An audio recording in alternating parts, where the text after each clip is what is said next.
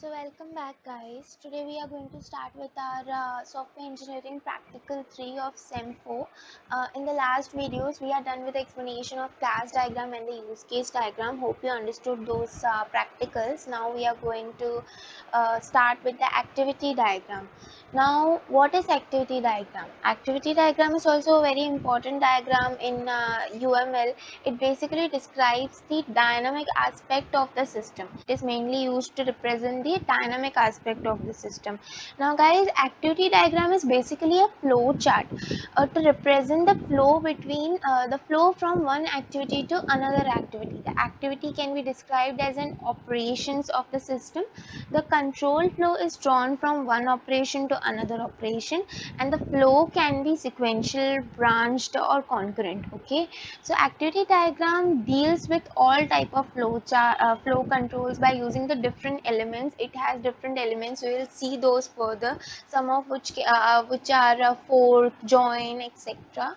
So this was all about activity diagram. Now first, before drawing the activity diagram, we should see some of its important elements. These are its basic and important elements we need to know. Now activities basically are the operations guys, operations of the system, operations that are need to be performed in the system.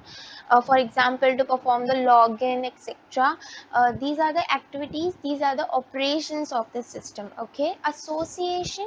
Now one system may have multiple activities, one system will of course have multiple activities. So the association is the connection between those activities. Okay, the conditions. Now what is the conditions? Now sometime in the system, for example, we need to perform the login into the system before going into our user page, into our profile page. Okay, so for that we have to enter the password or something else. So what are these are the conditions. So to represent those conditions into the system, we have a symbol called decision symbol. This symbol we will see further here in the explanation. Okay, so the condition symbol is used to specify the conditions. Condition is required to be satisfied to move from one operation to another operation. Okay, constraints, these are written when we want to provide some information. For this we can also use note, etc., or we can write constraints. Okay, so activity diagram is mainly used for modeling workflow by using the activities. Of course, activities are the operations of the system, and activity diagram, what it represents the flow chart, the flow from one activity to another activity. So it will show us that how the activities will be performed one by one. Okay, so for this will model the workflow by using the activities, how the work will be performed line by line. Okay, then the second is modeling business requirements. It what it represents, what it models, the business requirements. Third is high level understanding. It provides high level understanding of the system, of the system's functionalities. Each and every functionality is demonstrated by it, then how it will be performed, and this will also investigate the business requirements at the later stage. Now symbols that are used into the activity diagram are these.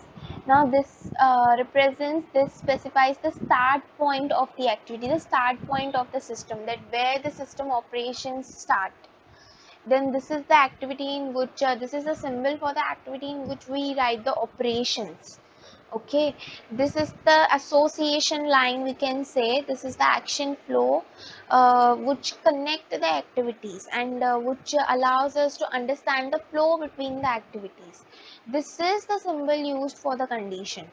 uh, Somewhere we want to specify in the system that here it will first check the condition, and then the next operation, then the system will move beyond. At that time we will use this symbol.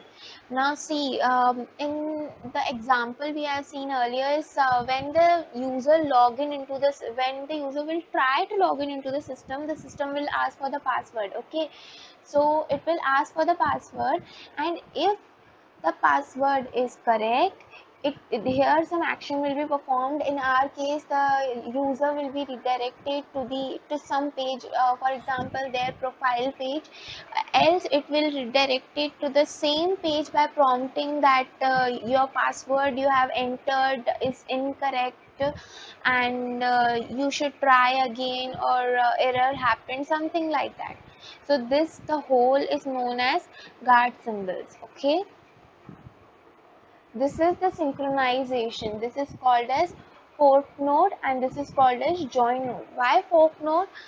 See, this is the symbol that is used to to divide one activity into the two activity, and this is the symbol that is used to join two or more activities into one activity. Okay. Now see guys, when the user will try to log in, uh, the system will take some time to check, some time might be a few seconds to check whether the password is correct or not.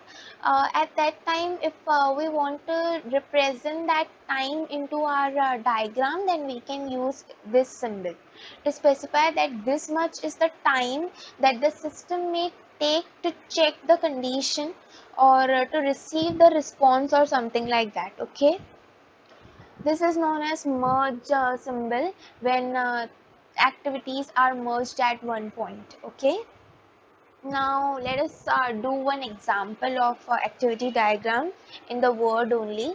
Later we will do it into the star UML as well. Okay, so we will get some understanding about how to develop this diagram when we will do it into the star UML software. Okay, now let's do it here. Now this is basically the diagram for ordering processing. Okay, sorry, order processing. Okay, so what happens here when the customer places the order? This is the start point. See guys, you can see this is the start point of the system. When the customer will place the order, at that time it will receive the confirmation that the your order is placed. At the same time, the system will take the order, it will process the order, and it will pack the order into the box, and then record the shipping, and then ship the order, means send the order, and then the order will be received by the customer, and the customer have to pay for the order, or here it is shown as the customer have to pay for the order when it will receive the order. But nowadays when we do online shopping or etc., then at that time they also give us the option of paying through a credit card or debit card at that time only. So it depends upon the option selected by the user. You can also provide those conditions here, that when it will place the order, at that time only it paid the money by the through the bank, and receive the confirmation slip that the order is placed, and you will receive the order into these few days, etc.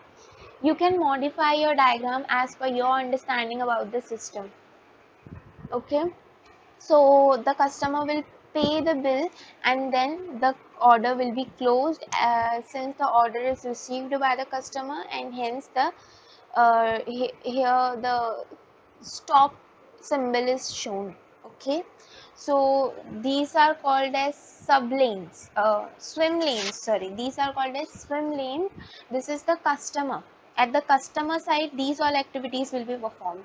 At the order swim lane, these all activities will be performed. Okay, these are the subparts of the system. At the accounting place, the order will be processed, the shipping will be recorded, the order will be closed, and at the shipping part, the box will be the order will be packed into the box, and the order will be shipped to the customer. Okay, so hope you understood this example. Let's do one more example, guys. Now see, this is for the email connection.